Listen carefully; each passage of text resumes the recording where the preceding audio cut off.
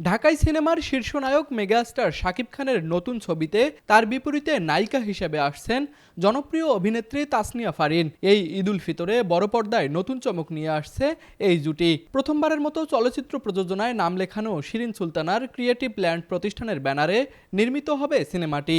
আবু হায়াত মাহমুদ পরিচালিত এই ছবির নাম হবে প্রিন্স। ক্রিয়েটিভ ল্যান্ড ফিল্মসের ফেসবুক পেজ থেকে আনুষ্ঠানিকভাবে বিষয়টি নিশ্চিত করা হয়েছে। পোস্ট করা একটি ছবিতে দেখা যায় প্রযোজক শিরিন সুলতানার সঙ্গে ক্যামেরাবন্দী হয়েছেন অভিনেত্রী তাসনিয়া ফারিন। ছবিটি শেয়ার করে ক্যাপশনে লেখা হয়েছে, আনুষ্ঠানিক ঘোষণা, তাসনিয়া ফারিন প্রিন্সে যোগ দিলেন। পোস্টে আরও বলা হয়েছে, দর্শকদের অন্যতম প্রতীক্ষিত বাংলা চলচ্চিত্রে একটি গুরুত্বপূর্ণ চরিত্রে অভিনয় করতে চলেছেন। ক্রিয়েটিভ ল্যান্ড ফিল্মসের সাথে নতুন এক যাত্রা শুরু, এক নতুন অধ্যায়ের সূচনা। সিনেমাটির গল্প ও চিত্রনাট্য করেছেন মেজবাহ উদ্দিন সুমন, যার সঙ্গে যুক্ত ছিলেন মোহাম্মদ নাজিম উদ্দিন। জানা গিয়েছে সবকিছু ঠিকঠাক থাকলে আগামী ঈদ উল ফিতরেই শাকিব ভক্তরা নতুন এক গল্পের স্বাদ পাবেন। এখন শুধু এই নতুন জুটির রসায়ন দেখার অপেক্ষায় রয়েছে দর্শকরা। বিনোদন ডেস্ক, RCTV।